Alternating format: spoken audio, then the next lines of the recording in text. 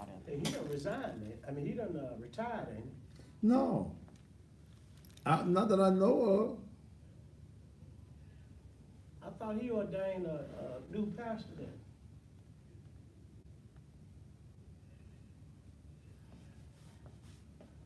You know, I saw a young guy up there with him a couple of weeks ago. Mm-hmm. Yeah, I think he did.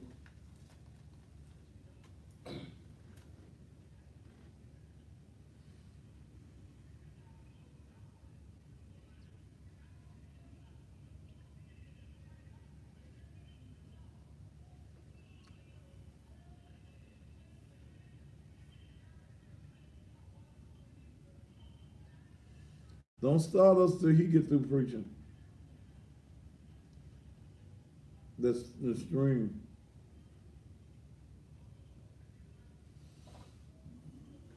What page y'all gonna stream on? Uh, It's gonna be attached to all of them. She ain't started it yet, though.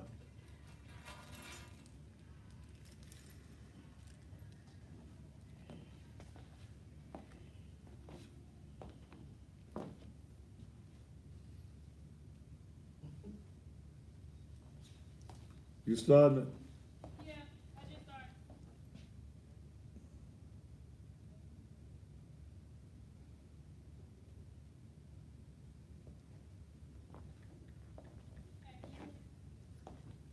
He, I ain't, wait a minute, let me put it in my ear. Huh? Yeah, I hear you now.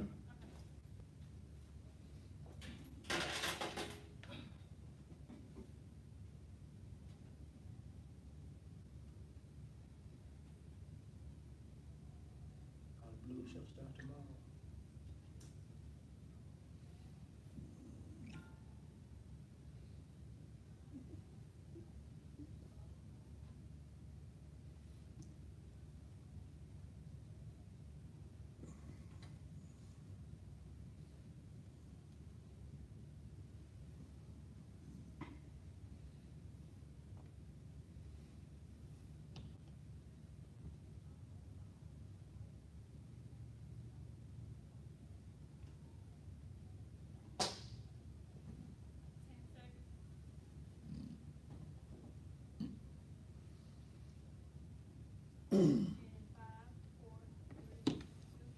And just when you thought it was safe, it is absolutely positively not. And good Thursday evening to you. Welcome again to Steele, the most controversial television talk show anywhere on the planet. Thank you so much for being here. Hoping that your day has been simply marvelous and that you're ready for another night of conversation. Tonight, I have guests. In fact, I'm waiting for one of the guests to arrive. I want to talk about the state of Frayser. I want to talk about that tonight. And I brought in guests. Uh, Pastor Ricky Floyd, pastor of the Pursuit of God Transformation Center in Frayser, who has been very vocal about some things that are going on in Frayser. You've seen him all over TV the last week with the trauma and the drama that was going on in Frayser, and perhaps still may be going on in Frayser. And State Representative Touche Parkinson, who should be arriving here at the station just momentarily. So we're going to get off into some deep conversation. And I got to deal with the shooting of Brandon Weber, the 20-year-old that was killed by U.S. Marshals. You know, another spin has been placed on that. Okay. Another spin has been placed that perhaps this is only pure speculation, that in the shooting of the young man whose car was taken, could it have been a drug deal gone bad? That's something to think about. And we'll be getting, I'm sure, into more conversation about that. I put up a post this evening on Facebook that simply says, let me go back and read it so I can remember what I said myself. I done got old. Yes, let's go back and see what I said exactly the way I said it. Yeah, I said, stop begging people to help you bury your bad ass kids. Get some insurance. And I heard one person say that's a little harsh. Why? Why is telling you to get some insurance, why that's harsh? It's a fact.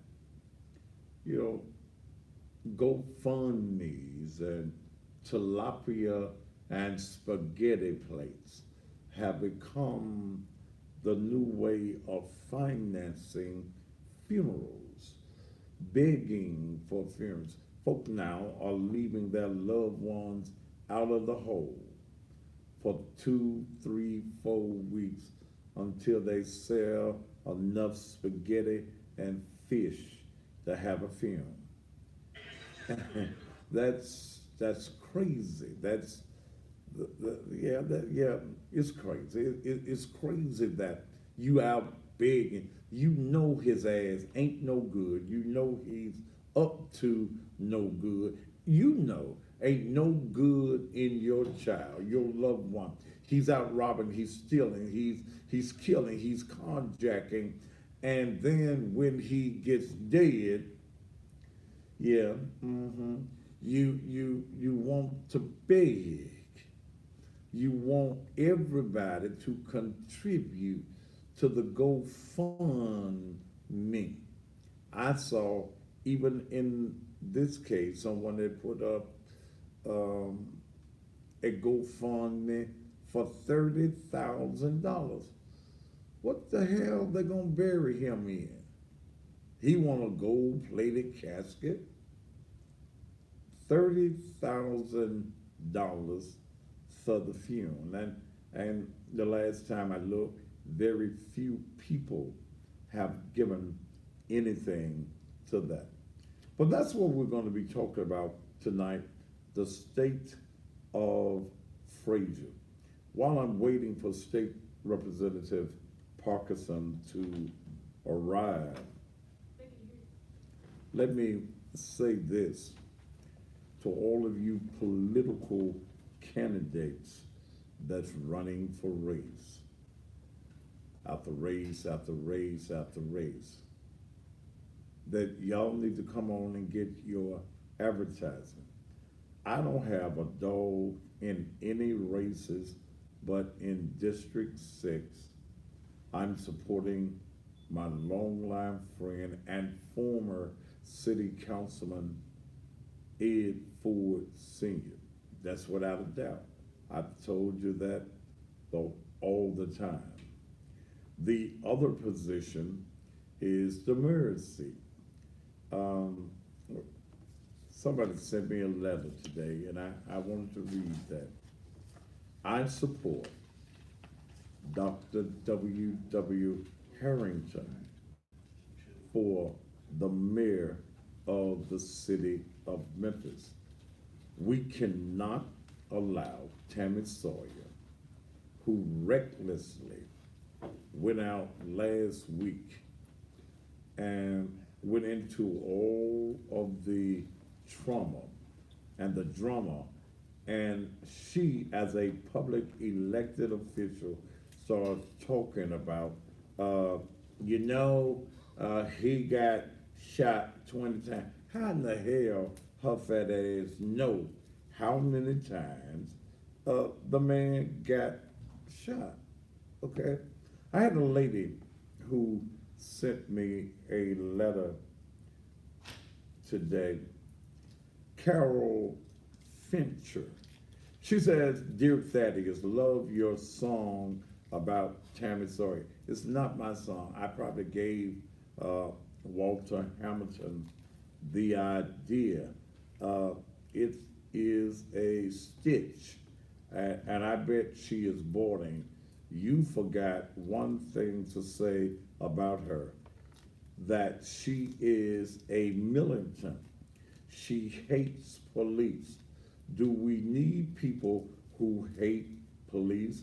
My God, our streets are a shooting gallery. Here is the truth. Strickland and Tammy worked together to take down the statues. So Strickland got her to run to take votes away from Harrington. It is a real scam game. She would be so bad for Memphis now. We don't need someone here hating the police. I really like it that you have had Harrington on your show.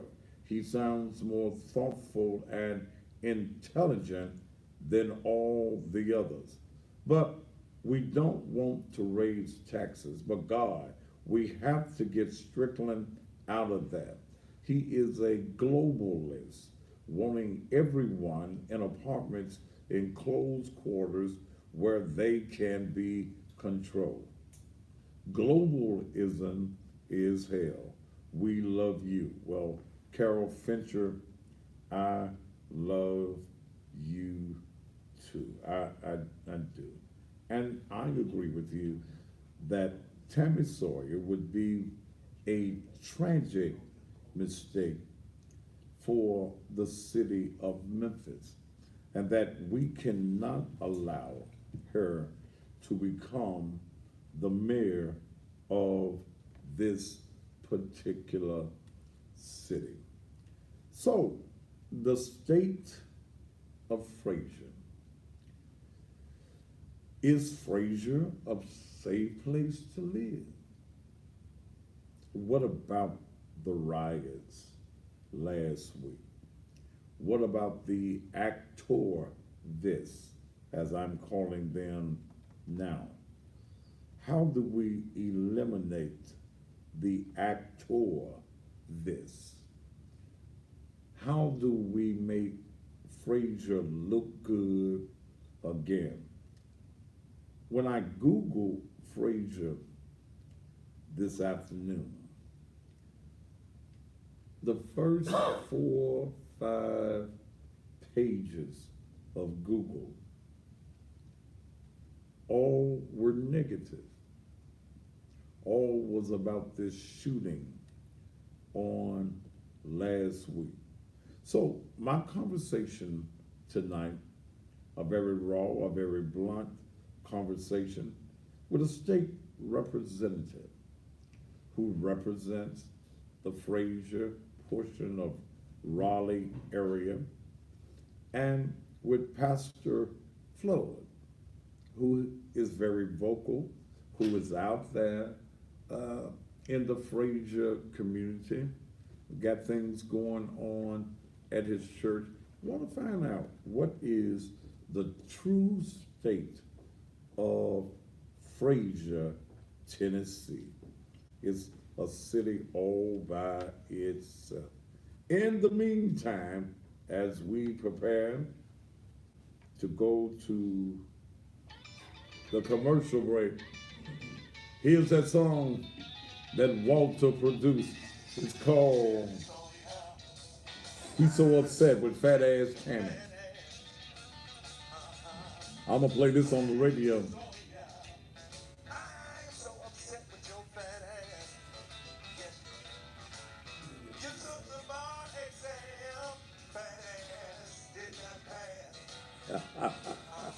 Oh!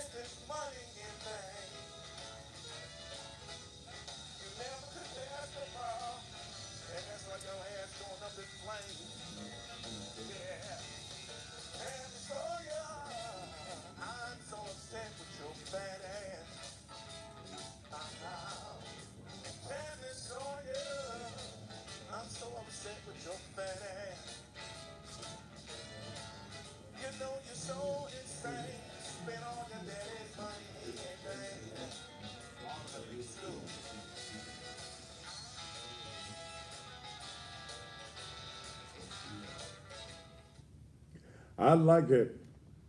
Walter Hamilton and Tammy Sawyer, I'm tired of your fat ass. I am too. Aren't y'all? And we cannot allow her fat ass to become mayor of the city of Memphis. I'm going to be playing that on the radio. I'm officially going back on the radio as of Monday morning at 6 o'clock. Nothing but the best in blues. Now, tomorrow morning, I'm going to do a test.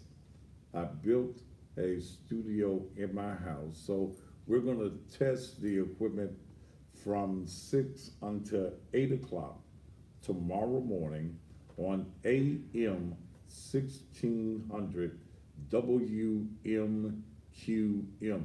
In fact, T, make me a lower thirds on that WMQM AM 1600.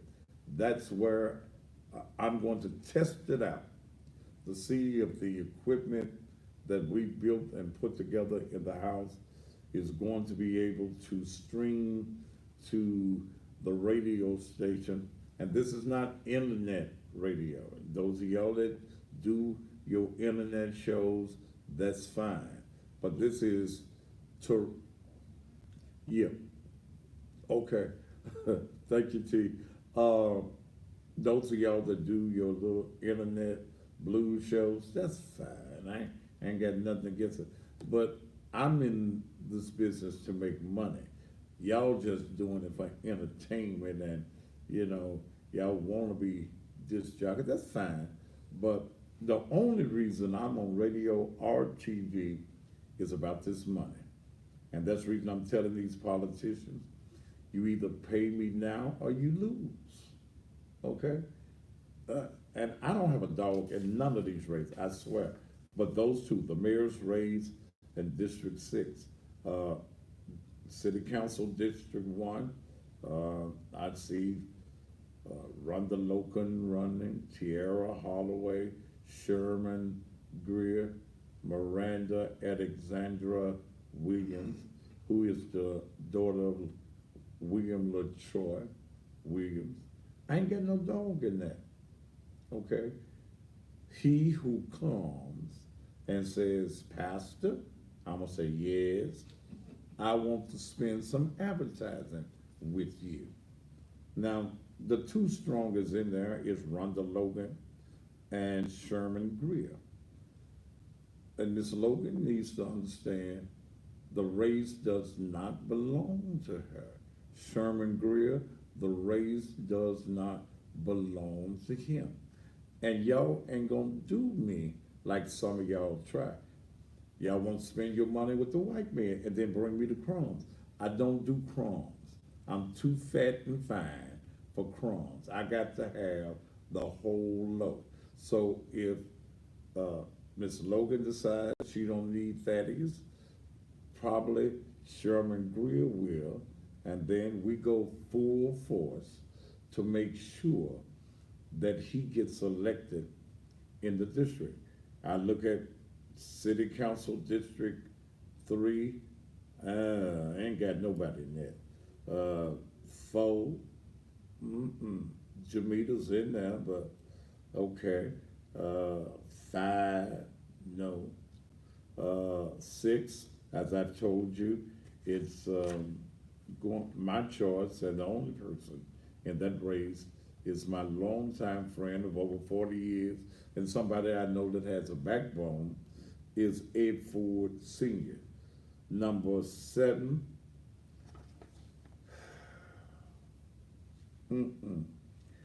no, I ain't got nobody in this race.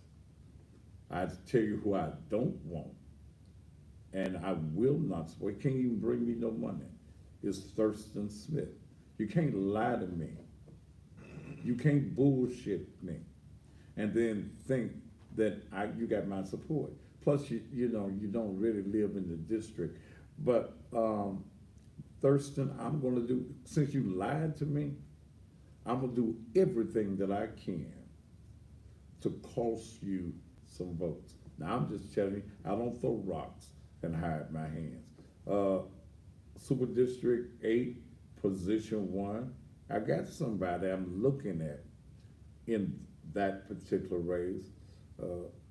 In Super District number, what is that, 8, Position 2. Got somebody I'm looking for in that race. Super District 8, 3, nope. 9, nope. Super District 2 and 3, nope. Shelby County Clerk's Office, nope. The mayor's race, naturally, Dr. Harrington. So that's the way it is. It's about business. But see, a lot of these people that's running for office ain't got no money.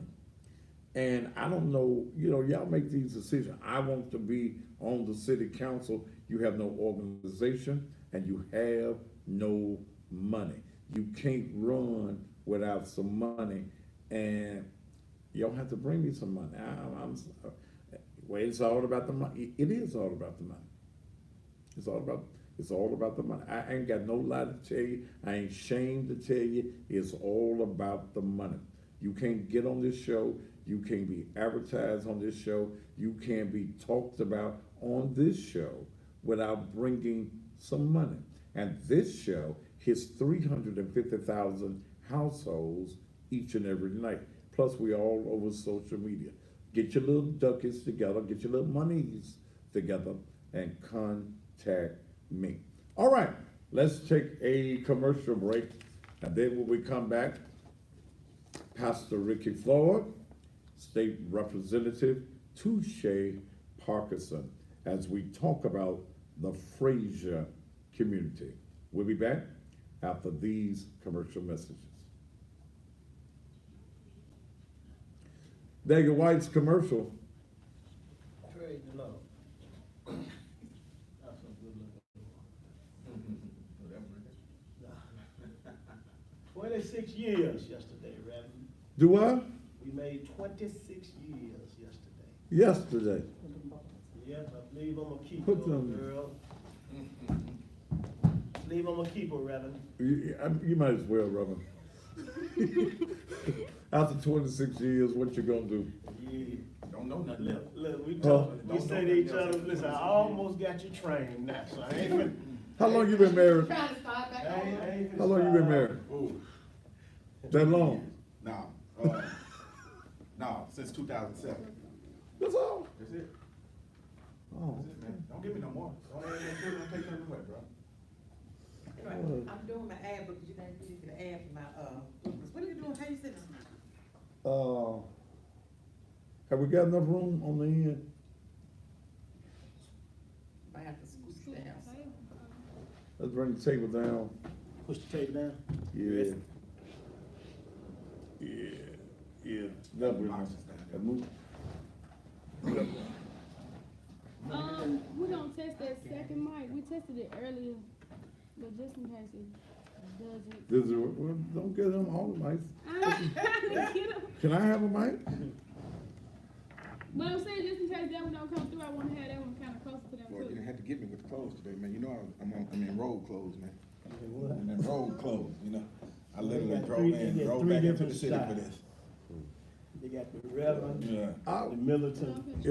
I thought y'all was gonna wear your suits and ties. Every now, Man. I put on mine today. Yeah, you know, if you wouldn't have talking about it, man, I probably would have stayed in Nashville. Are y'all out of session? Yeah, we out. Yeah, till January. Well, we're gonna have a special session, for the new speaker.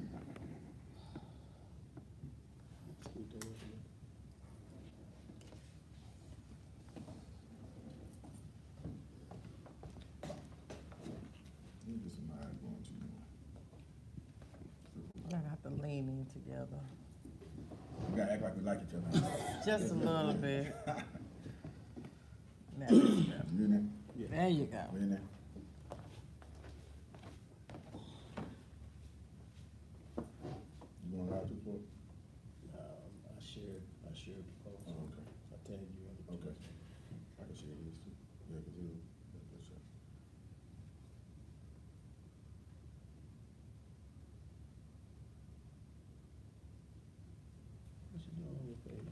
Huh? That's what she doing on your page. Is you on my page? No. No, you trying to get stuff. She got the same movie every week. She doing the best she can with what she Doing the got. best she can.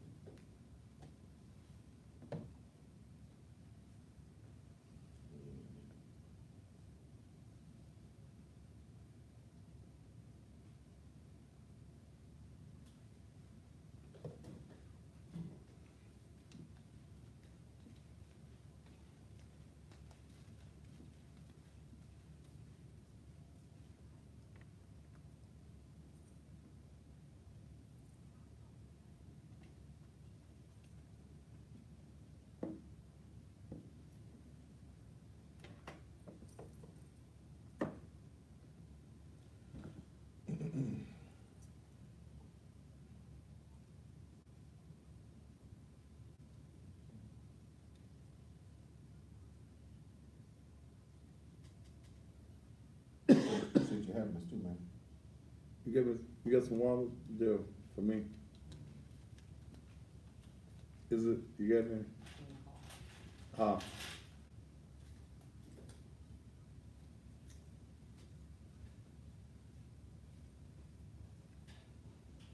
Hey, who is Herbert Smith? You know him? He said he was in radio or something for a long time. He was in radio a long time, and he never got no picture on it. You got no picture? Radio announcer Southside Herbert Smith. I don't know him offhand. He would type a paragraph on the paragraph.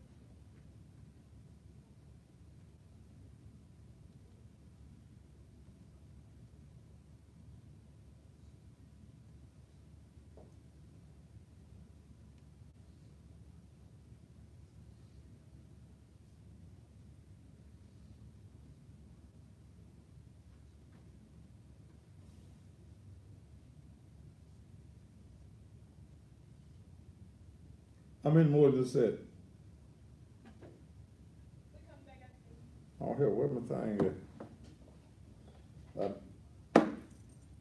Here, ain't. This. Where you live at? I don't see you live. Come on, I'm on your page. I need to go to jail page? No, go down, go down. Is it right there? Is it? Oh.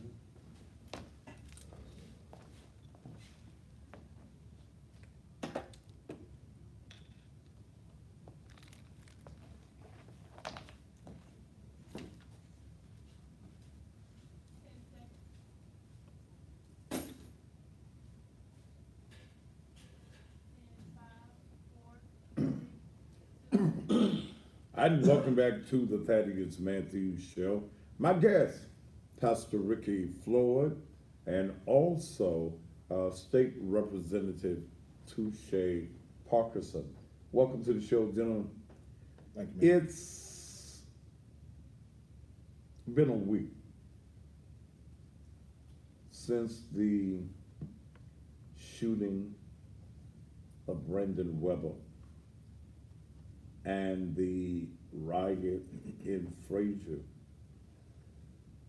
Let me ask both of you gentlemen, what do you think about that particular incident? The shooting and the aftermath last Wednesday night. I defer to you, State Rep. Nice. So, off the top, it's tragic. Off the top, it's tragic. Regardless of what people think or what they think Brandon's lifestyle was or not, one thing is we still have to, get the facts of the entire case. I will tell you this, in that whole scenario of things, I was in contact with TBI that night, And, you know, when the unrest started happening, you know, it held TBI up from getting to the scene to be able to actually start processing the evidence. And you know, and that kind of caused, you know, an issue because, you know, that while that evidence is down there, it's deteriorating, you know, and we needed them to be able to get in there, but, you know, due to the instability of the scene, they had to stand outside of the scene until the scene was safe enough for them to go into. So that's one thing. Another thing is that, you know, I drew from that is that, you know, tolerance is practiced by law enforcement, you know, in other communities. I'll give you an example. Dylan Roof, who went in and shot, you know, 9 people in the church, he lived to go to trial. You know, and not just that, but he was arrested and taken to Burger King before he was taken to jail, and got him a Whopper combo, I guess. But that tolerance is not shown or practiced when it comes to young men of color. Well, but let me say this though, Touche. If in that particular situation, you've got a person who allegedly has shot a person 5 times. So when the warrant comes from the marshals out of Mississippi, naturally it comes with armed and dangerous. If those police officers or marshals, they have you surrounded and a weapon is shown, what do you expect? I get that. I get that 100%, you know, especially after doing 25 years in emergency services. Okay. Right? Yeah, I get that. But what I'm saying is this. In other communities, tolerance is practiced, you know, because people live to see what Dylan Roof shot and killed 9 people in the church. He lived to see the trial. You know, there's been other, we get these videos and evidence of this all day, every day, where a person that is not a person of color can be wielding a knife at the police, and he lives to see the trial. Okay, but you're talking about tolerance. How the hell am I gonna tolerate you with a gun and you done shot somebody 5 times? Right. I'm supposed to be tolerable Right. to you? Let me respond to that. Okay. Yeah, Dylan Roof killed 9 people. I ain't talking about that. Mm-hmm. I'm talking about this incident Mm-hmm. that took place last week. Okay, another place, another era, a whole different scenario. But we've got an individual who is alleged to have shot a person 5 times, left him for dead. Right. Okay? Mm-hmm. He's cut a video an hour before the killing that I ain't gonna be taken alive.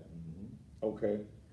Police come upon him, ram the car, whatever they did, a weapon is seen, or however that situation went down. They shot him. So where do we become tolerant? Do I become tolerant and say, he's a black man, I'm gonna be tolerable, I'm gonna let him kill me, because I'm gonna be tolerant of this particular situation? Do I say it's okay not to shoot him even though he has a weapon, even though he has shot someone 5 times? So where does the tolerance supposed to come in? Let me respond to that, if you don't mind, real quick.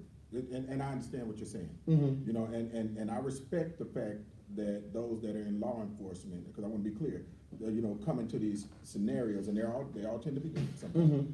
But here's what I submit to you. One is we have to ensure, number one, that those are the facts. That's exactly what happened. That's number one, right? Number two, it was alleged. Now, it was alleged. And I'm not saying that he didn't do it in South Haven or that he did do it, because we got to make sure that's the facts. That's what they were coming to get him for, so that those facts could come out. You know, the second thing is this. What I'm saying is tolerance.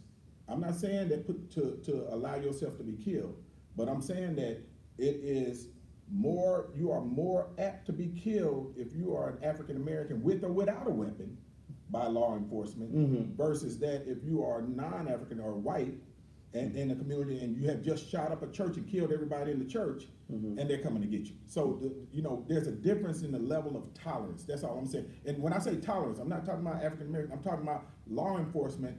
Can we neutralize this individual and he still see trial to see if he is guilty of the things that's being alleged? So that's what I'm saying. Do you think that the marshals came with the intent to kill? I think that with the allegations that this young black male had shot somebody in South Haven, there could be a possibility that that's in their head and we're going to be prepared to do this. Right? Now, Can I throw in another factor?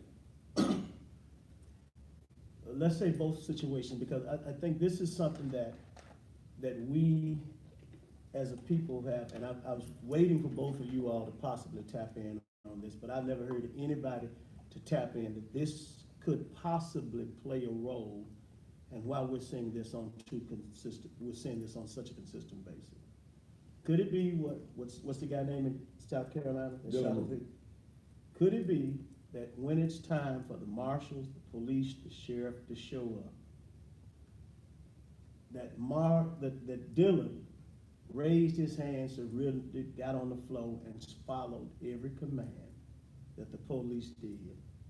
And as we have alleged by the sheriff, that we're seeing consistent that our African American men are not. Hold on now, I'll let y'all talk the whole time. Let me at least get 30 seconds in.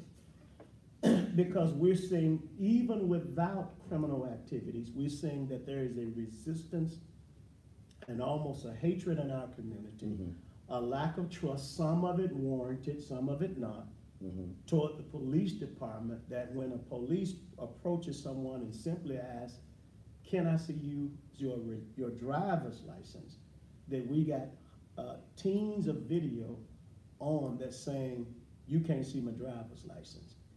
Maybe some of the lives in our community could be spared if we taught our young men how to respond. This is what I tell my son, and I'm gonna turn the microphone back over. Son, I would rather to go down and talk to the mayor Monday, or write the mayor a letter Monday, or the police director a mayor Monday, than to have to write a funeral home or check Sunday for you. can I respond to that?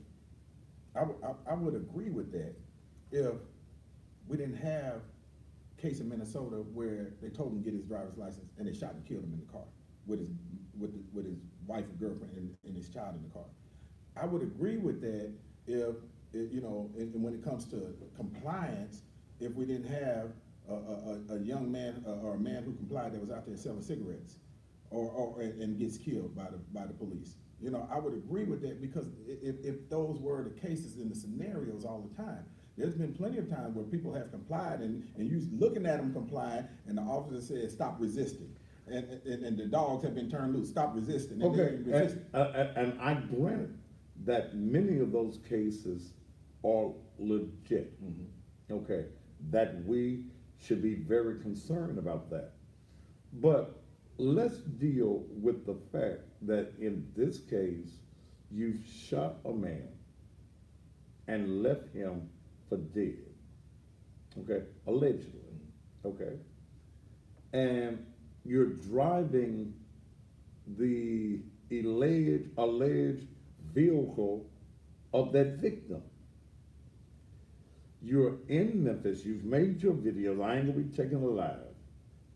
You're at the house, the marshals come, and we don't know what the initial statements were. Nobody does. But a weapon is present. You've shot a man. Do we say that, well, there should have been some tolerance there? Or do we say that in this particular situation, that the marshals had to act on what was going on at that particular moment? And here's the thing. If because we don't know though, we don't know, and I hadn't seen any video produced on this yet, and maybe there's some video out there. I would suspect that there's some video out there, but we don't know what happened in that situation. Now, because we weren't there, because I wasn't there. But if the marshals' lives were in danger, I say protect yourself, first and foremost. You know, but what I'm saying is there is a pattern across our country, now not just in the United States, of tolerance being utilized in with people that are non-color. But there's a pattern when tolerance. Let's look at what happened in South Haven with what's his name, Lopez story. Ishmael Lopez. Right. Let's look at another person of color, right? Would that have happened to somebody that was a white person in a trailer park? You see what I'm saying? Or would he have been brought out alive and realized, hey, we're at the wrong address? You see what I'm saying? I'm just talking about the patterns. You know, there is a consistent pattern across our country where, you know, tolerance is practiced in other communities. Okay. That's all I'm saying. But the martial lives matter. touche. We talking about this particular instance. This is the instance that really I'm concerned with. Those patterns, yes, may be true. But in this particular instance, where this young man's life was taken, then the aftermath of violence in the community is what we're talking about. So let's stay focused, not on the pattern, but on this particular issue. Now, he's killed. We don't know all of the particulars. Then afterwards, we've got 400-500 folk in the streets that become violent, okay? And in this instance, police were very tolerant. Absolutely. Okay? So award-winning tolerable in my opinion. Right. Absolutely. Yeah. I mean, neither of us would have allowed anyone to walk up and just spit on us. Or get hit in the face with a brick. Hit in the face with a brick, balls thrown. Was there really a reason based on not knowing the facts, not knowing what was going on, other than he was dead? Was there a legitimate reason for rioting in Frayser on last Wednesday night? That question for me? Well, Well, I better not let you go first. Absolutely, positively, no. There was not a reason for a riot. It's amazing to me and how we have to stick to our answers. When you say that we should let the law play it out, if we let the law play it out, he would still be alive. Well, you can't say, let's let the law be played out and he'd be still alive, and then you turn around and don't let the law play out and bust the police officers in the face with a brick. We've got to stick to one answer and not shift the answer when the answer or to the question that we ask does not benefit us. We can't shift it because the original question that we asked does not benefit us. And if we're gonna let the law play out, we gotta let the law play out all the way around. Now, I wanna ask this question right here, because I was saying that you will never get the right answer by asking the wrong questions. And I think the questions that we're asking are legitimate, but they're not questions that's gonna cause us to have solutions for our community. I think all of this would have been avoided if we find out this answer right here, because it appears there are two different young boys or young men. There was the honor roll student, there was the athlete, there was the entrepreneur, there was the guy that was teachers talk about how great he was as a young man, and then what we saw, there's the videos with weed rolling up on them, with guns. Here's the question, what happened? What caused a young man that was an honor roll student, that was an athlete, that was intelligent, that was an asset to our community, to shift and find himself in a position that the marshals are chasing him? Our community is too reactionary conscious. We want to deal with problems after the problems have become a bigger problem in our community. We don't want to catch it when it's in seed form. We wait till the problem become an oak tree, and then we want to act a nut. Mm-hmm. Okay. So back to y'all, 'cause I know I ain't Well, gonna spend much time tonight. And I agree though, okay? I totally agree. What is it? Because in speaking with his stepfather that I know, okay, his stepfather saw him in one light. But when you go to his social media life, where he wants to be the drug dealer, he's bragging about being the drug dealer. He's posing with the AR-15. He's posing with money. He's posing with automatic pistols. What persona does that present? And I told the stepfather, your son was leading a double life. You had a life at the house, but you had a life in the street. So he dead, he ain't coming back. What do we do to say to what do we say to our young men that your lifestyle is wrong, and if you travel this road, it leads to destruction? What do we do with the next young man? I tell you what, we say just that, what you said, but here's something that we're all missing. You know, when we're brought into this world, we're brought into this world almost as a clean slate, as a child, as a baby, right? Most of us don't want to come into the world to be a killer, to be that shooter as a teenager, right? Now, things are written on that slate of that child as the years go on. I'll give you an example. My mother, I never forget this. We were living in LA, and we walked into our apartment complex, and there was a man laying across the stairs and blocking us from going up the stairs to get to our apartment. He had been shot or stabbed or somebody was bleeding out, died, right? And we were 4 and 5. Never forget this. My mother had my hand in one hand, my brother's hand in another hand. She said, step over him. Don't touch him, step over him. So we stepped over him, right? And we went on up the stairs. But 4 and 5, we were looking back like, what? We went on up the stairs, went to our apartment, closed the door. That was our intervention. Most parents don't know that seed was planted, was the start of a plant. And then think about it. When you grow up, as you're growing up, I watched my good friend shoot and kill an adult male at McDonald's in Port Arthur, Texas, right? We ran, right? That was it. That was the intervention. 14 years old, next thing you know, I'm being carted off to jail for bringing a gun to school because I'm about to shoot some folks. You see what I'm saying? So those seeds, without that cutoff to kill that seed, had been growing and sprouting, because that's how I figured this is how we have to handle this. When you have situations, I had some dudes talking about jumping me. So this is what I knew to handle. It was my norm.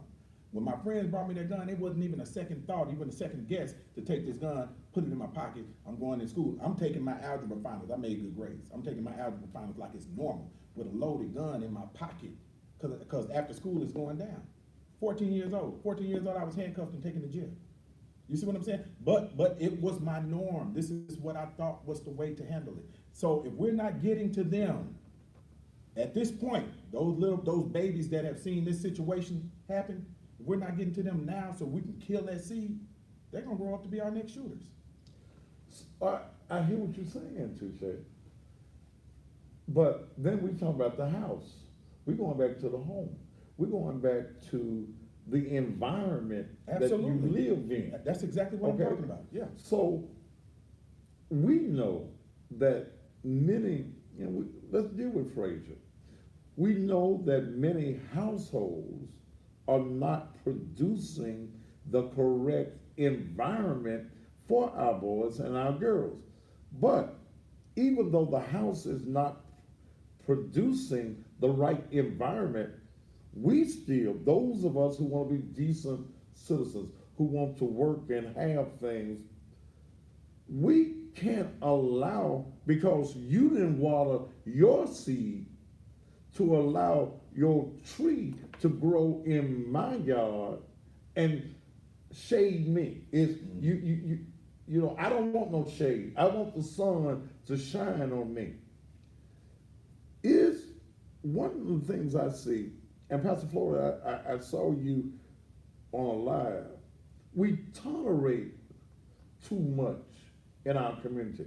We say that it's okay to be the drug dealer. We say it's all right to steal until they steal from us. Okay? So we don't want to say, hey, he wrong. Hey, Pookie, Ray, you wrong. And until we stand up in the black community and say you're wrong, it's going to continue to happen. I agree. But most of us don't have a relationship to go up to Pookie and Ray and say we wrong. Your first encounter with Pookie and Ray can't be you wrong. Okay. We had a young lady that came to our church one day. She was a member of the church, and she came dressed inappropriate for somebody who's been in church a long time. So we had one of the older sisters go up to her and wrote her a long, beautiful letter about how she was wrong. And I told her, I said, that letter you wrote was perfect. Everything that you said was right. But let me ask you, before you wrote her that letter, have you ever hugged her? Before you wrote that letter, have you ever complimented her? Before you wrote her that letter, have you ever sown into her life? Even I have a saying, you don't have a right to critique me if you never complimented me. Okay. If you've never built a relationship. Here's something that you said earlier. You said we need to go to this young boy and tell this young boy, you don't need to be living that lifestyle. You don't need to be selling that dope. You don't need to be robbing folks. And a few people do that, but watch this. Here's what happened. After you tell that boy, young boy, don't do that, what are the options that you presented him with to stop him from doing that? Which is why we have to develop businesses, which is why we have to own radio stations. We have to own malls. We have to own fish fry restaurants. We got to own, because if the only empowerment I'm giving you is conversation, I can't empower you for real if I'm not giving you relationships. A young man, a mother came to me last night and said her son had been acting out violently in the home. I called today. That young man has been with me 8 hours today. I fed him, didn't say nothing about what he did. I put money in his pocket, didn't ask him what he did. I asked him what could I be to him. He said a father.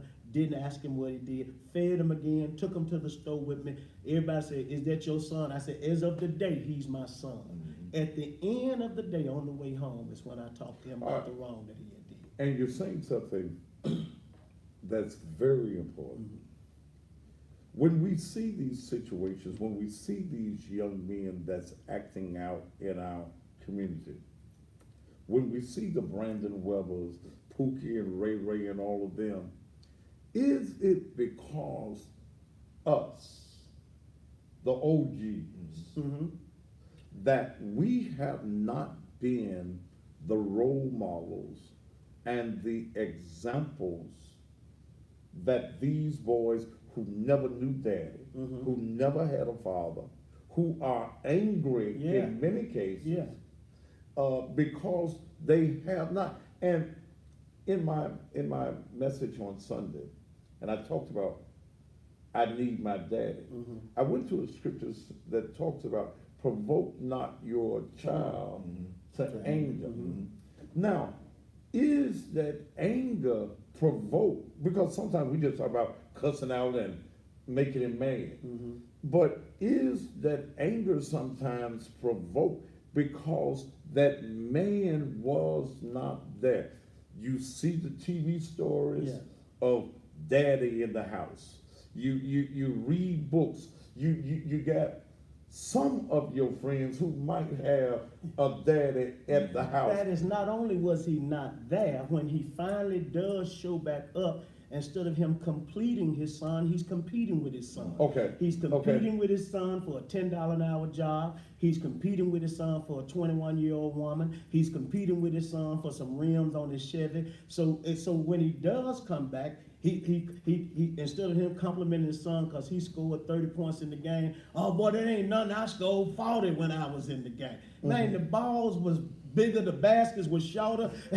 So instead of complimenting and completing and encouraging and empowering, when we do form, let me say this, I'm saying it anyway.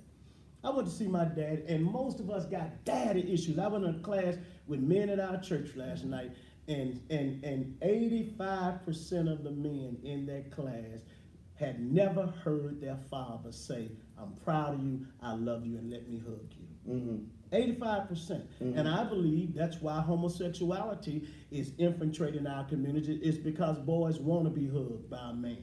They want to be loved by a man. They want to be approved by a man. There's a group called the Backstreet Boys say, I don't care who you are, where you've been, what you've done, as long as you love me.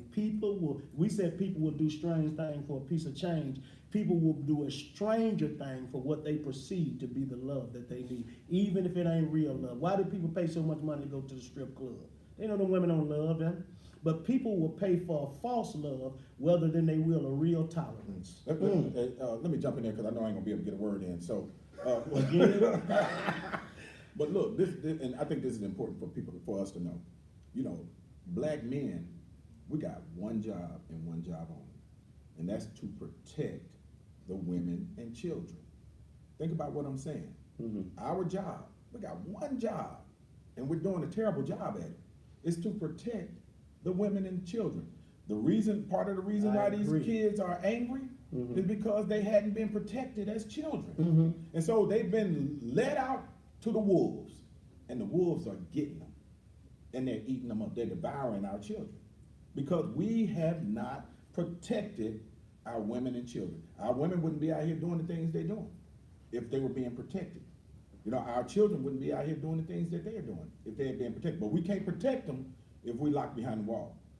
You see what I'm saying? We can't protect them if we done abandoned them and left them to the women to protect. The women are not here to protect. And then we're mad at the women who have been left to protect. Come on, man. Come on, don't get me started. Come on, man. Okay. Yeah.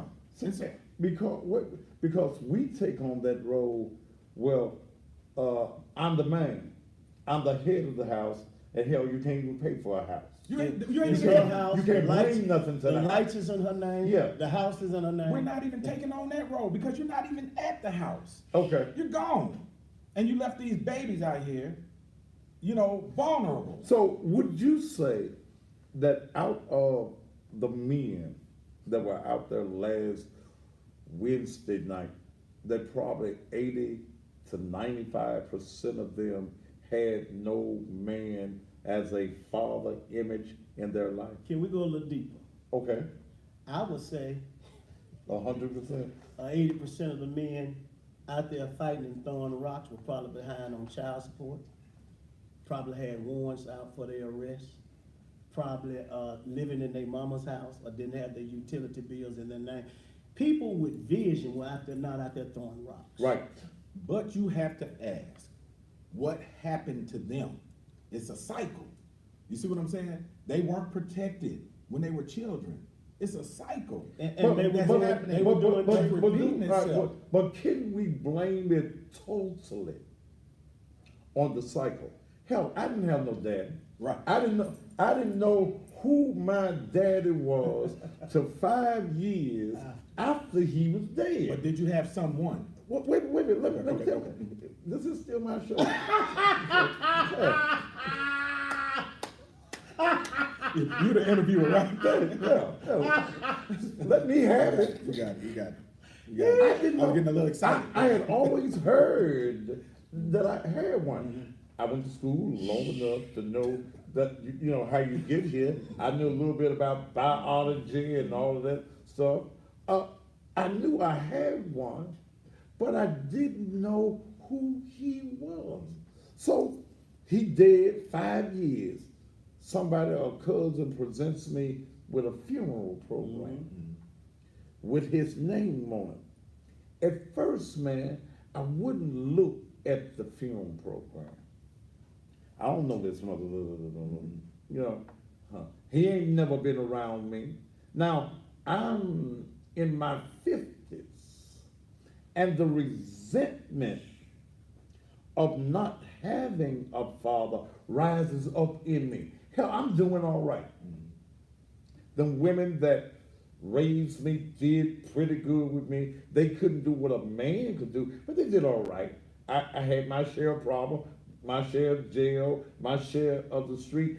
I was doing all right. I was making money. But on the inside of me, there was something missing.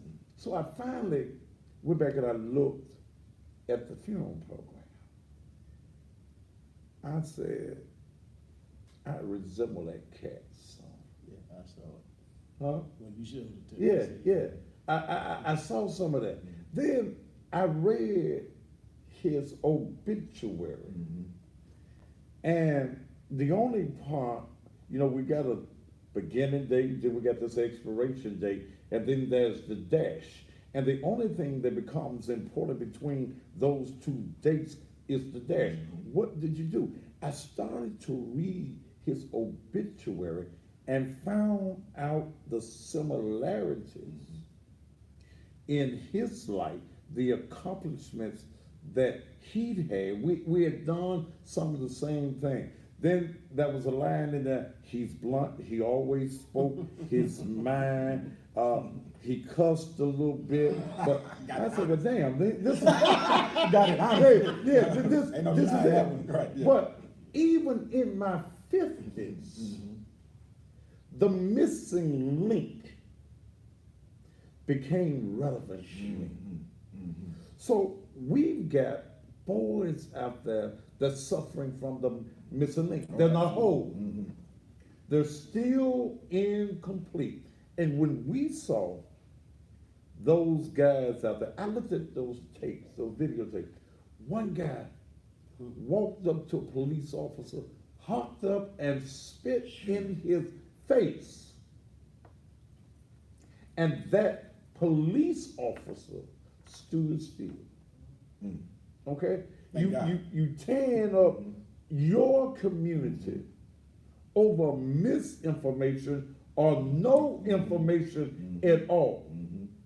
Then, like Ricky said, you come back and you say, let's wait to get the report. Well, hell, y'all didn't wait. You reacted, and we all know that that could have became a bloodbath in Frayser last week. If one officer One officer, had shot one bullet, now, or he reacted. What if that officer that was spit upon, if the human part of him came up? Forget the law enforcement. What if the human part of just being a man had stepped out? Right. Okay? Can I? Let me finish. One little point, then I'm gonna give to, then I gotta go to commercial. Okay. What if he had stepped out? What if he had forgot about all his training? Forgot about Director Rollins, Colonel Sanders on the scene. You done spit in my face. No man accepts that. If he had stepped and out. he already mad at his wife because she talked crazy to him Yeah. right before he left. Yeah, and she was talking, she didn't hawk in his face, but she was all in his face, and she spitting and she talked. Right. Yeah, he already This mad. for my wife. Yeah. And what if he had stepped out? If he had stepped out and hit that boy, He relied on his training. okay? And because if he had an act, it would have been a chain reaction Oh, with the exactly. police Absolutely. department. Absolutely. Or he done hit one of ours. It's on. What if that hadn't taken place? Can I just make one little point? before Make we that, break? then I'm going to Okay. go to break. He relied on his training, right? But them boys were relying, or them folks that was out there cutting up were relying on their training too. They were running on emotion. Or the lack of training. Watch this. Watch this. No. The lack of training. Watch Both this. of y'all No. are right. Watch this. Both Watch of y'all that. are Watch right. this. Training. Both of y'all are right. Who in the family is emotional? In the family structure, who operates? who has to operate for nurturing and The emotion? women. The Come woman. on, who were they trained by?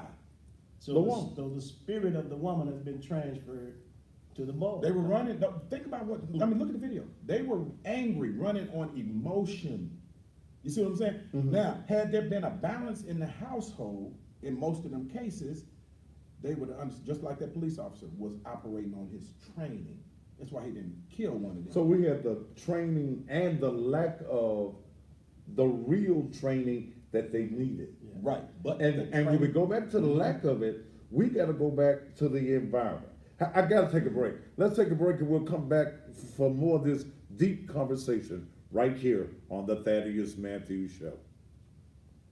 Ooh, some of that seasoning that got in my eye from them crab legs. Give me a.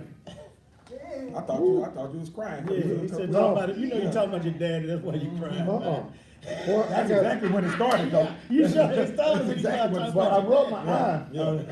and I had some of that Okay, Cajun. we'll roll with you on that. Oh, nigga, please. Got some of that good Cajun in there, huh? Yes, sir. Well, they got. What is it right there? I had 2 pounds of crab legs down That's today. the Where'd you go, D.O.? No, that's Which one you go to? Right there. Where'd you get them Get what? from? Crab, oh, you. The crab legs. Virginia. That's a Regina's. Oh, man. On Main Street, Nice. that's what I was Okay, telling you about. okay. Yeah, him and K. Michelle hang out there. Man, She said you and Kay Michelle hang Hang out there. That's y'all hang out, man. you might need to go flush. Seriously, go flush your eye. No, I just rubbed it across Yeah. there. And I ain't washed my hands good after I get through eating this. Mm.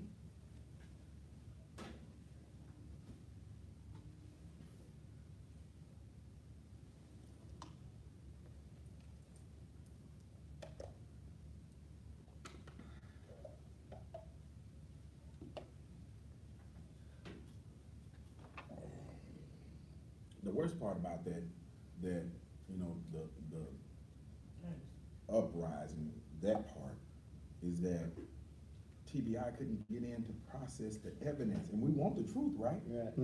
If they can't get in to process the evidence, and the evidence is sitting there deteriorating, I don't even know if the young man's body was still on the ground or not at that point while that was going on. I don't know, you know, but People were saying he laid you out there for a while. but they couldn't But get they- in there. But to- that's to- the to procedure. They have to lay there so So that they they can can- examine right. and process the And but- scene. but we Now, in the there- more chaos that's going, the They can't longer go it takes them to in. process. the Right, scene. and so we're hurting the family, well, they Right. were hurting the family. You see what I'm saying, when all that was going on, because now their son, the evidence, we want the truth, but you blocking the truth from them. Okay. You know, and they don't know though, you see what I'm saying? Those individuals that were doing it don't know that they can't even. But get we're gonna in. talk about these agitators into it.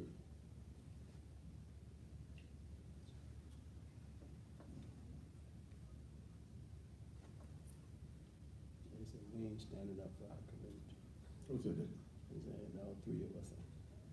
That's absolutely untrue, but anyway, yeah. Where is that? Somebody said, in Ferguson, they all stood together, police protested. But the boy in Ferguson hadn't shot nobody 5 times. But we don't know if that's the case though, Floyd. We don't, it's alleged. Has anybody on his side denied that the shooting had happened? I don't know, you know, I honestly don't know. From the people that are,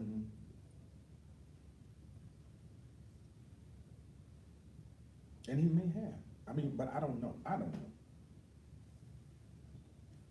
Mm.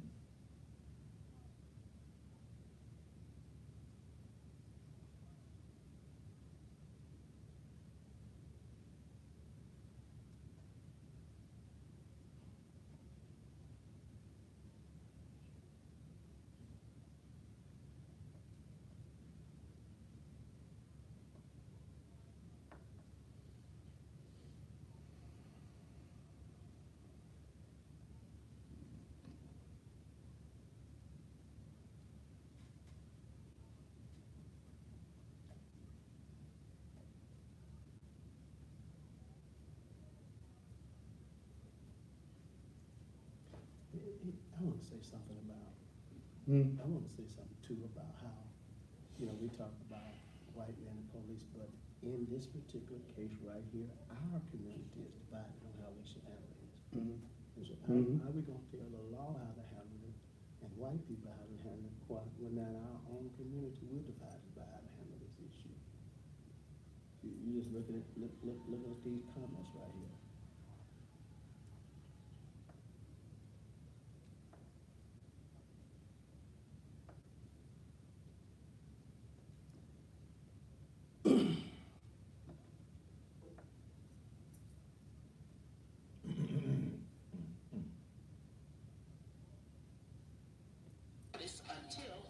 Whether you're in South Memphis, whether you're in North Memphis, in fact, it's worse driving all the way across town.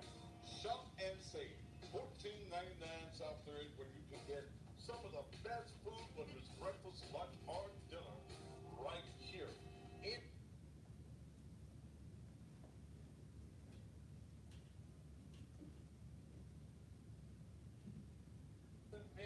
In fact, ladies and gentlemen, you need to do just like me. Come on down to Shop and Save. $14.99 South Third, celebrating 25 years of doing business in the. Do you agree with that? I do agree with some of that, yeah, absolutely. Cause I think some people. How many more I got? They capitalized on this opportunity to express their anger towards some things that had absolutely nothing to do with this. cause Memphis police wasn't part of that, but it's a misinformation too.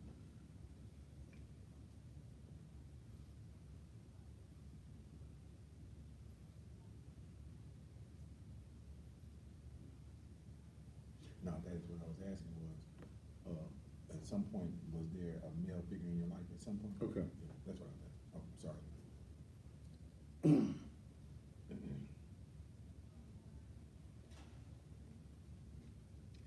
And welcome back to the Thaddeus Matthews Show. Don't forget, at 6 a.m. in the morning, I'm going to be testing out my home studio to see if I can connect with the radio station. I tried to do it myself, and I do better in front of a camera and in front of a mic than I do trying to be all technical. So I hired an engineer to come up from Jackson, Mississippi to put it all together. So I'm gonna test it out. The official day is Monday. That's the official day that we will go on the air from 6 to 8 in the mornings, playing nothing but the best in blues. That station, did you ever put it together for me, T? Did you ever put it together? AM 1600 WMQM. Put that together for me in lower thirds. That's where I'll be at 6 o'clock in the house in the morning. I didn't want to get up at 5 o'clock and drive across town to the studio, and they didn't want to put nobody in the studio at 5 o'clock in the morning either. So we worked it out with this new technology now of streaming. I'll be streaming from the house. I'll probably be playing the blues in my drawers in the morning. So I was gonna listen.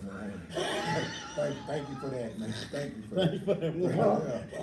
you can't see me. Just burnt and You just itched gave in my us a brain vision. right now. Thank you It for that, man. burns. Right, thank you for that. Man, I appreciate that. Ain't no sleep happening tonight. Let's get back to talking about Frayser. We talked about our young men, and we were talking about that situation. Touche, you're an elected official. Mhm. I saw some wannabe politicians. I saw Tammy Sawyer. I saw Pam Moses. Then I Tammy Sawyer is an elected official. Oh, she is elected. Yes, I forget she just been there less than a year. She want to be something else. Okay. All right, let's go. I'll go to the agitators later. As an elected official yourself, you represent Frayser. How come you didn't go to the scene? Because I was on the phone with TBI and monitoring the scene. It would have done me no good to be out there on that scene. You know, it was hot. You know, and this comes from my emergency service training too. You know, as a firefighter for 25 years, it's seen hot. We couldn't go in. Okay. Right? You know, what can I add to that scene at that time, at that moment, while all of this emotion is running high and this and that? I tell you what I was trying to do though. I was trying to make sure that the facts get out. I was trying to make sure that we you know, that we're monitoring, you know, what TBI is doing, because, you know, for me, I wanted to make sure that truth and transparency happens in that investigation. So this family deserves it. You know, regardless of what we Yes. think about this young man, Absolutely right. regardless of what the word is out there on him, the Yes. family deserves to know the truth. And so my thing was, we wanted to get this. I wanted to see this scene. Thank God for rain. I wanted to see this scene die down, right, so that TBI can get in there and get the truth for this family and the community. You see what I'm saying? So do you think that County Commissioner Tammy Sawyer should have went to that scene, went on camera, and stated that he had been shot 20 times? I can't say what Tammy Sawyer should have did, but I can say this: as elected officials, we need to be factual. You know, so then that's all. You see what I'm saying? And so that's why, you know, I'm still reserving, you know, my statements as to what happened, because I don't know all the facts. I just don't know them. I remember calling Ricky last Wednesday night, because I got that call, Thaddeus Matthews, you need, hell no. I'm not gonna go down in that madness. I'm not, you're attacking everybody. I got too many enemies. I ain't gonna be out there in the open unprotected. Right. And I called Ricky, I said, man, get your ass out of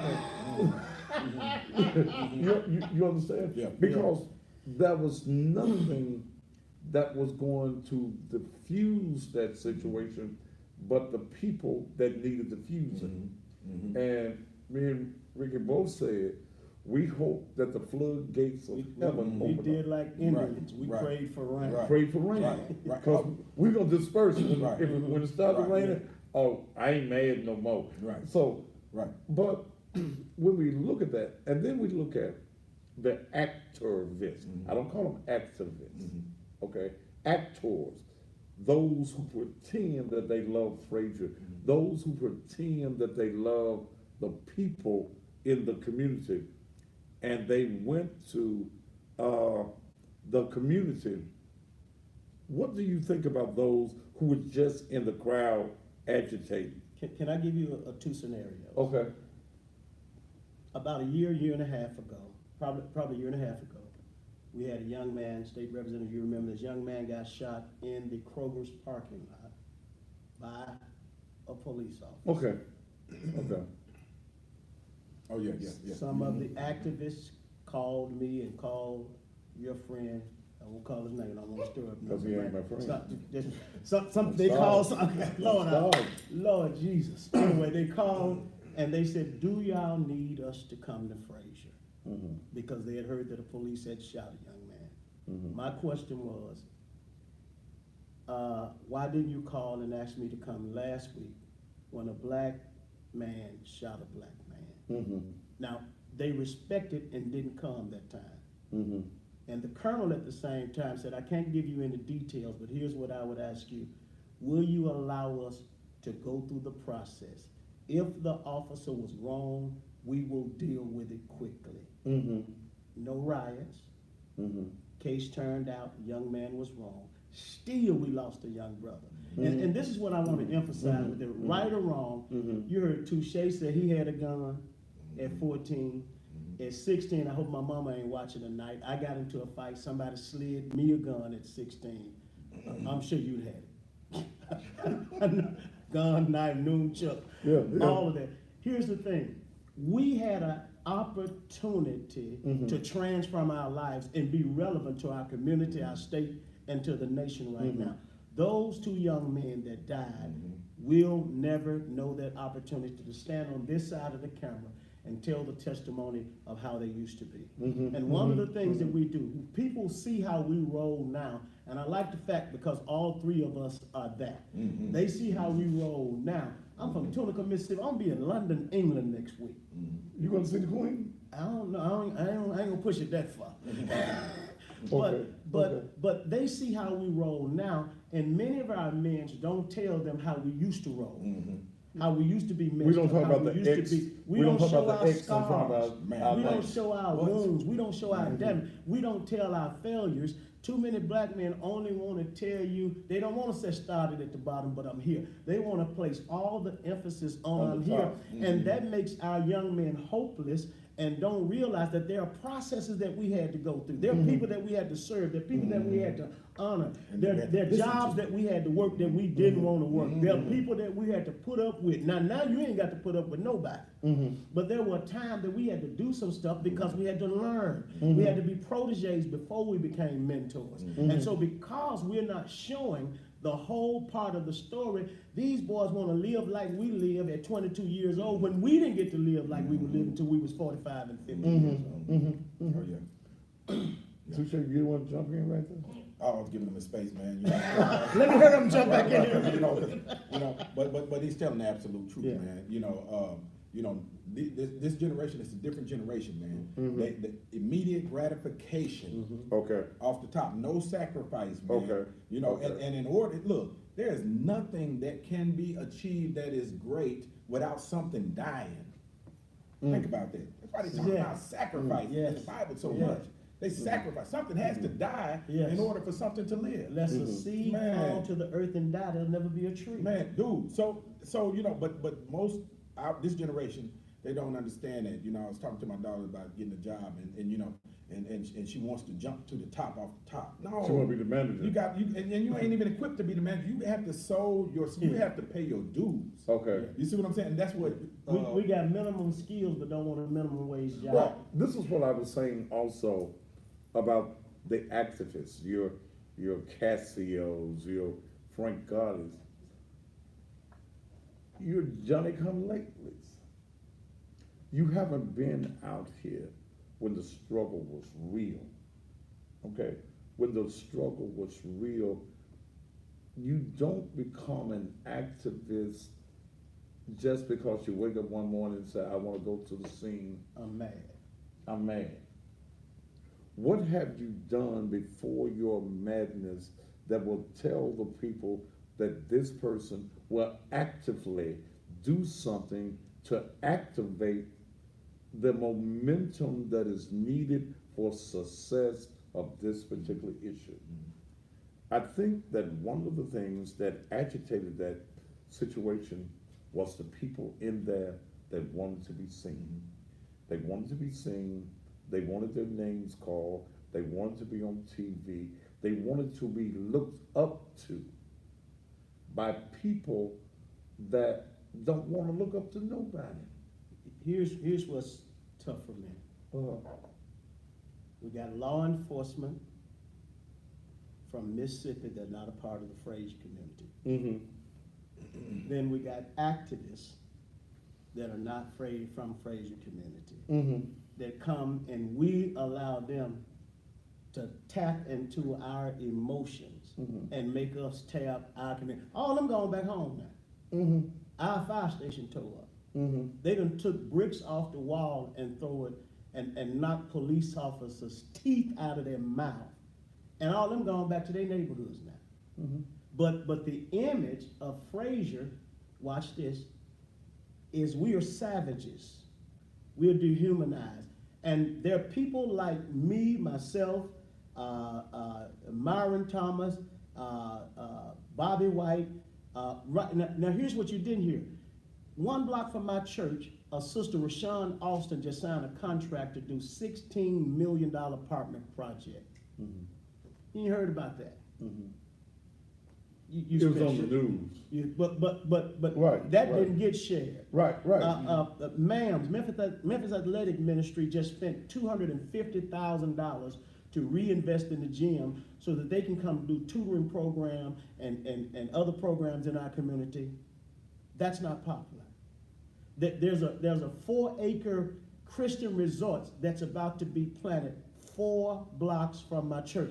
That's not popular. What's popular is there are people who are mad at the police, mad at the system, and use our crisis to emotionally manipulate the people for their cause. And that's why I'm frustrated Yeah, about it. and that frustration is understandable, but check this out.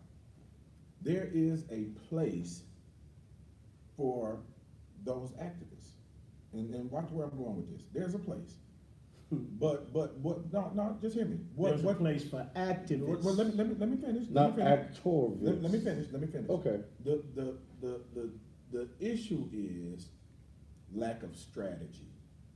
Because it's chess, not checkers, that's happening in Memphis, Tennessee.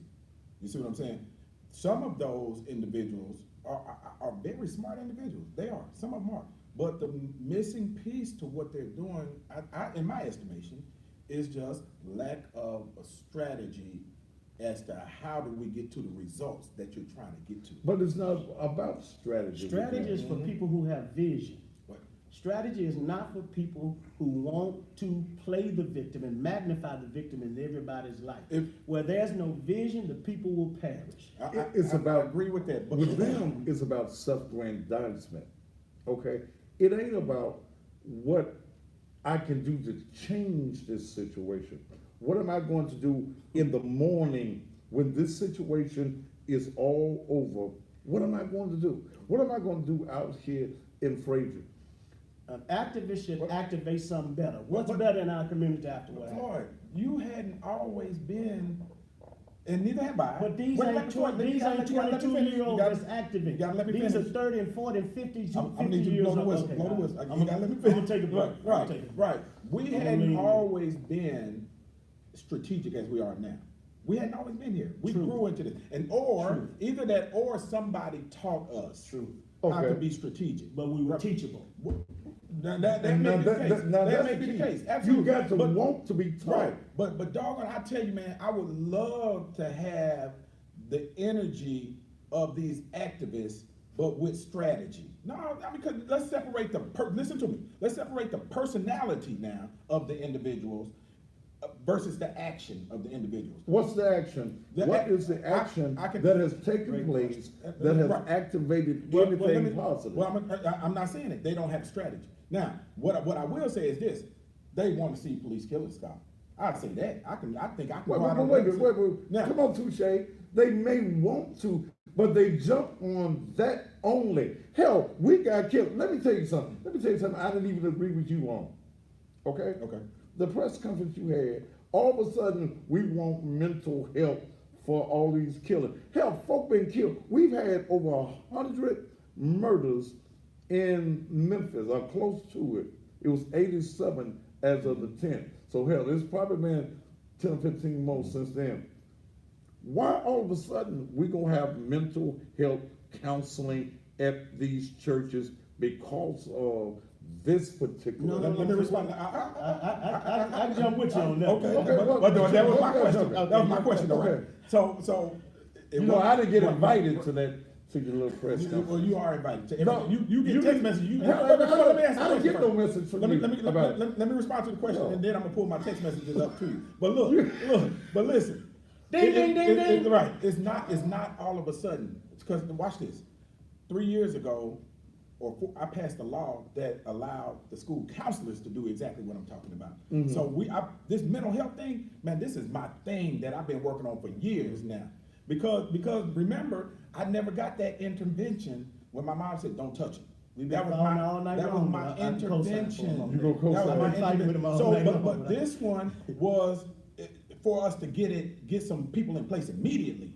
And I'm glad you brought that up, man, because we need to make an appeal. Look, if your babies are acting out in that area, in the Frayser area, take advantage So of it's it. not just about this. No. No. This was an I thought all of a sudden, No.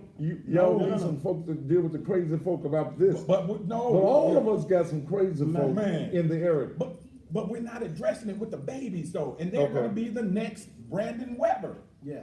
And You Okay. see what I'm saying? Okay. And that's what I was. All right, Man, I'll I'm so fall glad back you brought in that with up. you. And let me Yeah. say this now, and we've had this at our church for about 9 months, but most people don't know about it. So I was able to stand there with him. We have what we call 2 gen counseling. which means that we're counseling the child and the parent. Because if you counsel the child and send them back home to a dysfunctional Come on. parent, what's Yes. going to happen? The Yes. child going to come Yes. back Yes. with more dysfunction because Yes. you know the Bible Yes. says if you give the spirit out and another spirit comes, it's going to come back 7 times. Yeah. worse. Right. Yeah. And what about Yeah. the stigma? What Yeah. about the fact that black folks think if you see a counselor, you're crazy? The church had Man, an come on, opportunity man, come on, to tell man. our people, listen, we done prayed, we done fasted, we done slung oil on you, you done gave an offering, and you still crazy. Go see a counselor, and if they don't work, get you some medicine. But look, the message of the black preacher in the inner city must change. Yes. Okay? Absolutely. We too busy trying to send your ass to heaven. And you can't live on signal. Yes. Okay? Man. You understand? Man. We've got to talk about empowering the people that are alive. And the reason so many of our young people are smoking marijuana is because of self-medication. I understand it now. They don't have. Sometimes they I don't need to want. be medicated. Man, what? Yeah. I'm trying to make it legal for you to be medicated. We go round and round about this. That's man. another thing we fight on. But I Right, do right. understand that that's their form of medicine of dealing with the anxiety I'd that rather they're be dealing that with. than Xanax. That is not just a murder. If you were on that scene, man, and my grandbaby, she don't like loud noise. She tell me, "Papa, too loud." You didn't take the baby No. down there. Oh. But she was crying because I went. Okay. She felt something. And like you, him, and the Holy Ghost said, "Get the hell up out of there." Excuse me. You see, the spirit done jumped on me. That spirit done transferred. Like, come out. I called you. 'Cause I saw you, man. But just I said, think, look, man, listen. get your ass out of there. But just Them listen. folk crazy. I'm sitting there and I'm seeing 10 ambulance. Woo! Right. Seeing 4 police cars come at a time, and you're looking at people almost That's getting a hit by trauma. I'm Yeah, 52 that's years old. traumatic. What does a 5-year-old, Ooh, man. 6-year-old, 8-year, it was a war zone. I was in Frayser, but didn't feel like I was in Frayser. Man. And that's when I began to leave. I said, I know not these people whom I Right, right. Hey, that is. Uh-huh. I'm a Marine. I went to the Marine Corps, right? Uh-huh. They trained us as adults, to go into a war zone, right? And when the trained adults go into that war zone for 1 year, they come back with PTSD. Think about that 4-year-old that's in that house where they fighting, that's unstable, they're moving from place to place, or the neighborhood they shooting every night. Think about that 4-year-old that's in that war zone, but not just for 1 year, for 10 years. Yes. And what happens to him at 14? Mhm. Think about what I'm saying. Now, an adult Marine No that's, counseling. that's trained. I was Killer. trained to go into a war zone. And we still come back with PTSD after 1 year. So that 4-year-old that's untrained, that's in this zone for 10 years, by the time he hits 14, what is happening to that child? And we wonder why they're violent. We wonder why they won't submit to structure and order. That's all they know. So what do we do? All right, we've talked about all these issues and we talked about all of these problems that addresses Frayser. And hell, I'm right next door in Raleigh. What do we do? What can we put in place? What can you do on the state level? What can Ricky do on his level in Frayser, my level in Raleigh, my level also on television? What can we do to activate some change in the black man? Because see, the black woman is not going to change until she sees a change. I won't go further before he stop. in the black woman. And the black woman is not going to change until there is an active change in the black man. State representative said, the activists just don't have a strategy. Do we have a strategy?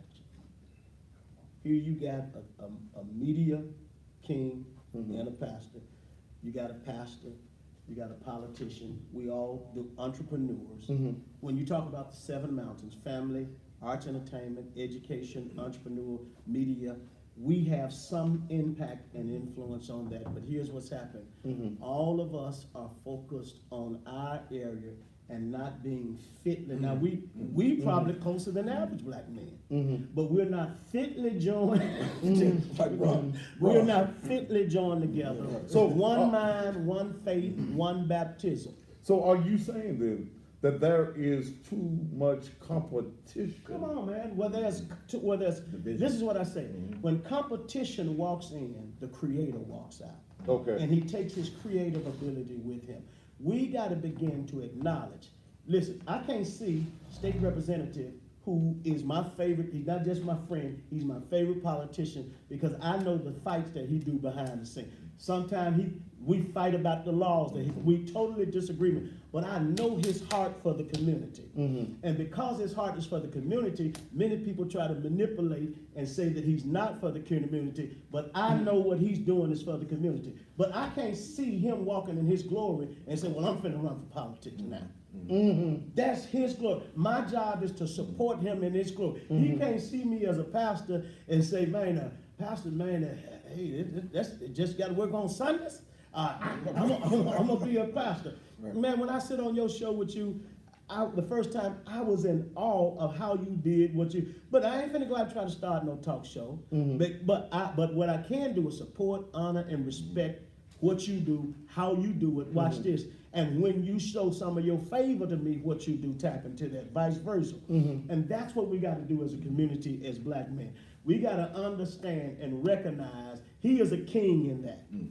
And I'm going to serve him as a king in that, but I'm a king in this. And when it's time for me to do this, he's going to serve me. And here's what's happening. Here's what our young boys are seeing. They're saying, doctor walked in over there. The preachers are telling them, don't trust the politicians. The politicians are saying, don't trust the police. The police are saying these parents ain't no good. The parents are saying these principals ain't no good. The principals are saying these proprietors aren't good. So we've created an environment in our community where there's no trust. That's why somebody who can come in from our community and get people stirred up in a way that we can't do, we can't get them stirred up because they don't trust us. Okay. They don't trust us. Why? Because the politician, each one of us been pointed the finger. But when I said trust Antonio Parkinson, when people say, why are you hanging with Thaddeus Matthews? Because Thaddeus is a king in arts and entertainment and media. He's an entrepreneur. So watch this, and he's my friend. And crisis, he's been there for me. And listen, and when we fight, eventually we made up. That's why I never threw a stone back up, because I knew you were a friend, and I knew somebody had got in your ear, and I knew that our assignment was not completed yet. And so when we began to understand that, yeah, he mad at me right now, I don't like him right now, but he the best at what he do. He the best at what he been there. And yeah, we've been there so much. Not y'all. Yeah, man, we've been there. My wife said, call him now. She said, cause can't nobody else gonna put up with you like he put up with you. Call him now. Man, look. But isn't that a part of the growth process? That's maturity. When people have strategy, Yes. they have creativity, they have vision. And sometimes your vision is so big that you want everybody to see and understand your vision, and ain't you standing there all by yourself. But your vision, God will never let you accomplish your vision by itself. That's Right. why when he said, teach us how to pray, he said, our Father. He didn't say my Father, which art in heaven, give us this day our daily bread. When I realized that his bread is my bread, your bread is my bread, my bread is our bread, then we will begin. That's why I can celebrate other people's victory like no other. Because when he won, I won. When you got an award, I got an award. Why? Because we are in covenant relationship with each other. Man, it's your turn. Man. I got to. Yeah, You have the floor again. Right. Hey, thank y'all. I got to take another commercial. Don't say yours. The quick and dirty. I needed a quick hit, right? So I called 5 quick pastors, right, the other night. This was the day before the press conference. Just quick. You right? know my number. Let me get to it. Right. Called 5 quick. Just like that. It was unison. Okay. You see what I'm saying? Okay. And 15 minutes. And not even in how many hours was it after that to the press conference? Less than 24 hours. It's 10 hours. 10 hours yes. to the press conference. I just needed a quick hit. You see what I'm saying? And guess what happened out of that? When we put those counselors in them churches, right? The state of Tennessee called me in 2 days, right? And said, hey, we love what you guys are doing. This is the commissioner over mental health for the state of Tennessee. And I said, oh, okay. She said, we're gonna tell everybody that is contracting with the state of Tennessee for mental health, get your people out there to them churches. You see what I'm saying? So that's counselors, man. We've been flooded now with counselors. That's what we need. We might be even creating a model. That's You right. see what I'm saying? That we can expand, not just for Memphis and Shelby County, but into Tennessee, so that y'all get some counselors in y'all's churches. Right. You know, and hopefully Yeah. the state maybe pay for it. That's You see right. what I'm saying? But So it's, that- listen, what the devil meant for bad, God turned around for Man. good. All things work together Man. for good to them that love the Lord. I knew that the enemy meant this to distract, to destroy, to divert, but it really showed the unity. It showed Yeah. the one accord. They There said was no pastors can't dissent. work together, politicians can't work together, proprietors can't work together. It really showed that there's a unity that had not been exposed, that would not have been exposed to this crisis. Just like it says, the gospel was spread. When people attacked the gospel, then it was scattered and it went abroad. See, what we're doing now has gone abroad because of the national attention that's being brought to what we're doing in our communities already. Got to take a commercial break and we'll be right back. And man, think about this. Even the narrative for the incident has shifted. Remember, so it was all about the agitators. They had command of the whole narrative, right? Now the narrative has shifted to how do we heal these folks? You see what I'm saying? Through that initiative. You see what I'm saying? How do we heal these folks? Make sure you're in my office at 7:30 in the morning. Don't say I ain't tell you that. 'Cause Do I'm what sitting- now? Be at my office for breakfast. I'll be on the air in the morning. Nigga true. No, I'm testing the Okay. the broadcast. What time you gonna be finished, you know? 8. Yeah, just come on through when you finish. Come through when Okay. you finish. Yeah. How long you gonna be here? Man, look, them jokers stick around, man. I'm gonna be done It's left. preachers. Yeah, I'm gonna be done left. You can't And leave they'll that stick because behind- you're off. No, Mackenzie's there. I leave Mackenzie with y'all. Look, yeah. But yeah, so we you know. So y'all meet we every live? what? Wait, are we live? Yeah, yeah, Don't be careful what you say. Over there you are. Okay, well, we'll talk about it. Okay. I shoot you. Mike Williams? What's going Mike on? Dub. The Mike Dub. Doctor, Look at him, side out. Magic Mike. I don't know what's going on. I'm just here. Yeah, Man, I just glad to be in the I service. just got Harrington's fundraiser How was it? at the Crescent Club. Huh? How was it? Some heavy hitters in there. Huh? Some heavy hitters in there. Hmm. You know, you had that thing at the comedy club last night. So it's gonna be interesting. So you had a nice crowd? Yeah.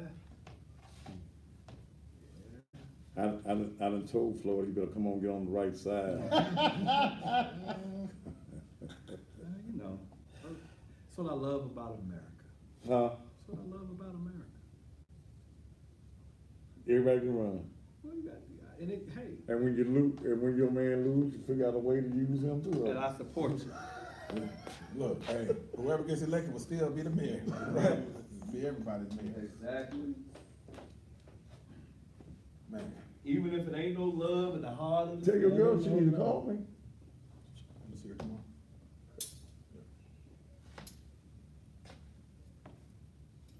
Oh, you know, when you get there. When you get there, In the morning? yeah.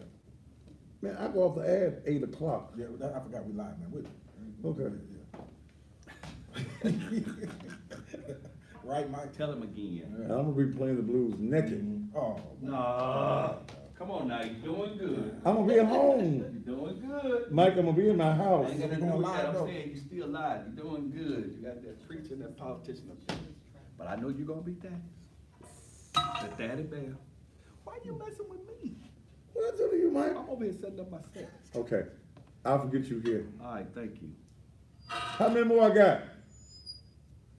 You still got a long time. I'm early. Okay.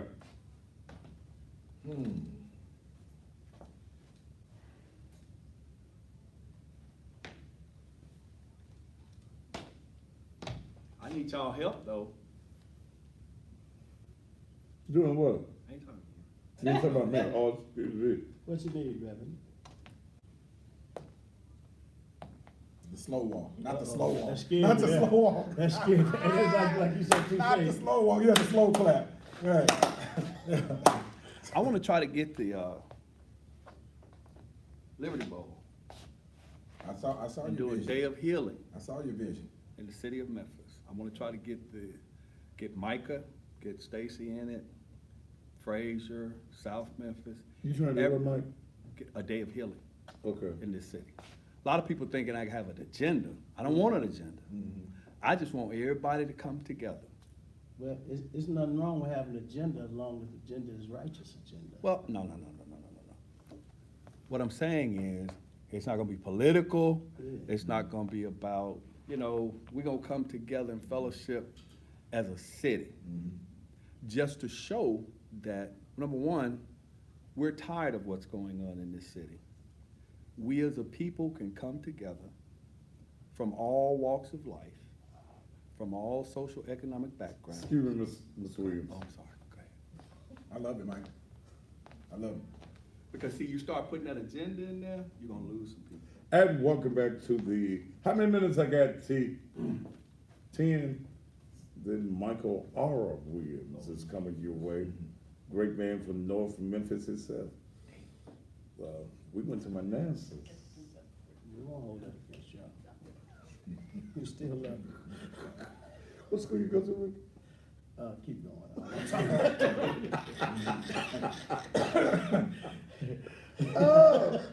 I didn't make it to be the valedictorian, but I got out of there. Thank you, Lord.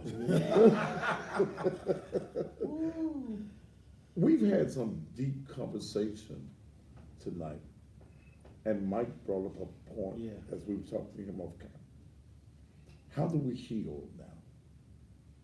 When all of the anxiety is over, they're going to eventually bury him. What do we do? Because there's hurt feelings, bad feelings in the community over this.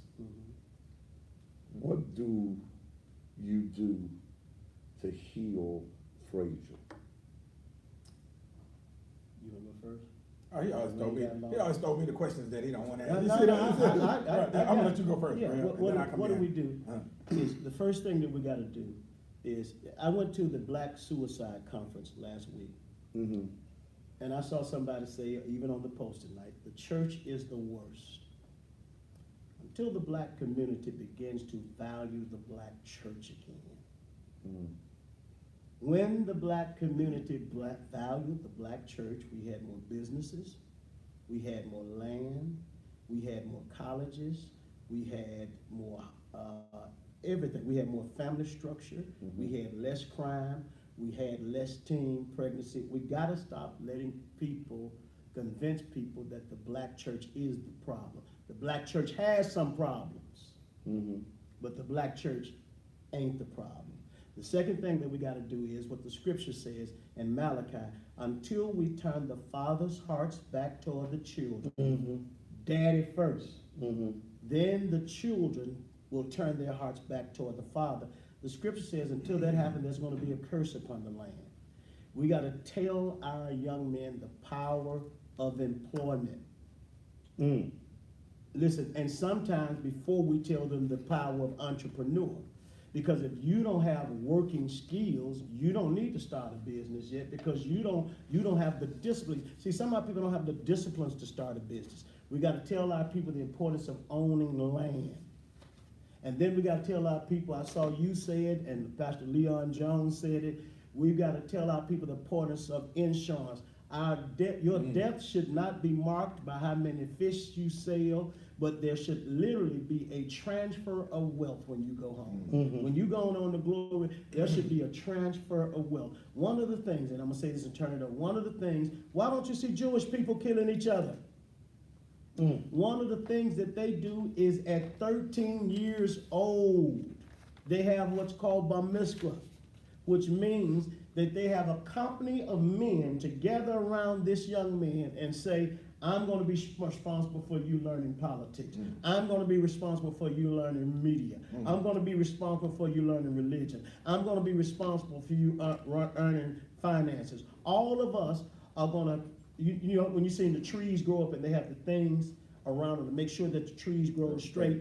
Our children are going crooked is because no one has strings or ropes or cords on them to make sure that they are going in an upward manner. The word iniquities means to grow wrong.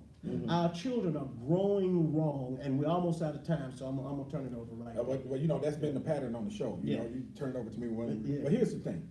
Everything that Pastor mentioned was about men protecting Absolutely. the children, the women and the children. That, he just named it. That's what's gonna fix it. Getting to the men to understand their job. And it's only one. I keep on telling folks, and I try, every time I speak to young folks, I tell the young men, you got one job and one job only. And that's to protect the women and children. And if you're not teaching them, you're not protecting them. If you are locked away, you can't protect them. If you're dead, you can't protect them. Come on, sir. You see If what I'm you saying? addicted, If you're addicted, you can't protect them. You see what I'm saying? If you just out here, you know, just spitting your seed everywhere, you can't protect them because you're not around, right? If you over here swallowing seeds, you can't protect them. You're not protecting them. I'm just being honest. We on the Thaddeus Matthews show, right? We're honest here, right? It's swallowing You seed. can't protect them. You see what I'm saying? So your job, men, is you got one job and one job only, and we're failing miserably at that one job. It's protecting our women and children. Our young men are the next warriors that's supposed to grow up and protect the women and children so that we can grow old and become the counselors. But you know, I think that, and Ricky said that the black church is not the problem. But I think that a lot of black pastors are the problem.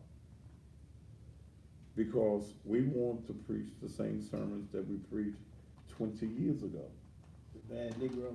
And I had, yeah, I had an old preacher, he did, T.M. Henderson, told me that and I was about 17, I was a young preacher, every generation has its Moses. That we've got to change from the emotionalism of Sunday morning. We've got to teach economic empowerment. Come on, man. We've got to talk about insurance, because see, this is the only place that black folk gather, okay, other than the club, but they're gathering on Sunday morning, and we have the opportunity to give them something that's going to change their life. It's all right to be saved, but are you saving? Come on, man. Okay? Yeah. Come on. Okay? Man. Come on, man. So you go to church, you're in church all day Sunday morning, and when you leave, you can't go around the corner from his church and get a box of church's chicken. Until we create an environment of wealth, letting folk know it's all right to have some money, that God don't get mad at you. Blessed is the poor in spirit, for they shall see God. No, baby. Yeah, Right. no, you like that. You can't get through that eye of that needle. No. It's all right. I am come that ye may have life, not death, and have that life abundantly. I think that the church must create a cohesiveness. Me not be mad at you because you got this going on at your church. What if every pastor in Frayser, every pastor, I got a boys mentoring program. It ain't for membership. If I get something, fine. He's got a boys mentoring program. If you don't have a boys mentoring program, what's your problem in saying, look, I'm gonna send my boys over to Naked Truth, or I'm gonna send my boys over to Pursuit of God. It don't take nothing from me. A candle that lights another candle never loses light, but it adds light to the community, man. I like when that. you put out your program, I hit like, share, and said, Riley, here goes another program. I didn't try to say, no, y'all need to come over here and praise because we've been doing this for a long time. No. You right there convenient to them. They need to take advantage, and you add dimensions that I don't have. So we've got, and you know what? I'll do this. They may not come. I'll do it so. Next week, got all the chairs out here. I'll put another camera in here. and bring the religious community into the studio. Not to talk about theology, neology, but what can we do?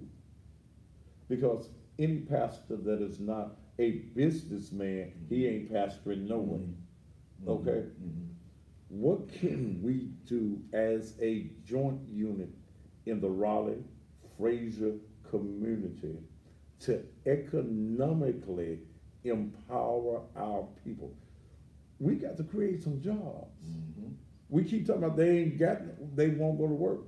Okay, yeah, a lot of them don't want to work. A lot of them can't pass a drug test. But what do we do? What do we do? What can we put together? Can we put finances? Can we use our buildings to formulate some things that's going to be conducive even to the unchurched? I agree. Here's what I said this week. I was laying my meditation time.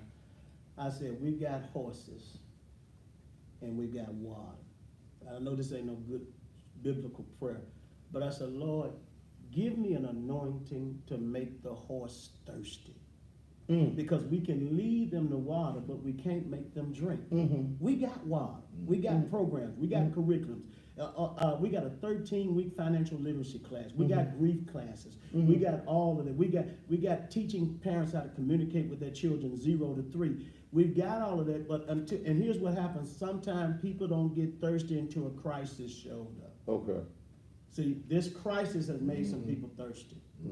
There's some people that will never go into mental counseling until this crisis shows up. Right. Well, and now that represents, I got 2 minutes, which means I ain't gonna do these here. All right. I ain't got time in 2 minutes. I'll do them tomorrow night.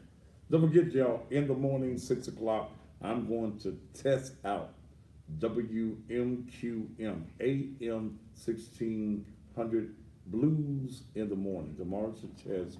I'm gonna see if we done wired the stuff up together. I wanna take this opportunity to thank Pastor Ricky Floyd, pastor of the Pursuit of God Transformation Center, and State Representative Touche Parkinson for coming in. And it didn't get combative, really. Until you said how you were gonna be dressed for your show. Man. Just listen to the blues. Man. Just listen to the blues. Say draws. Yeah, I'm gonna do the blues in my drawers. Okay. Man. Etched in my brain again. Yet again. But this has been a very informative conversation on the state of Frayser, and there are so many areas that we did not get into. Lakeisha said bring us back. Do who? Lakeisha Owens. Who is she? I don't know, but she sounds very intelligent to me.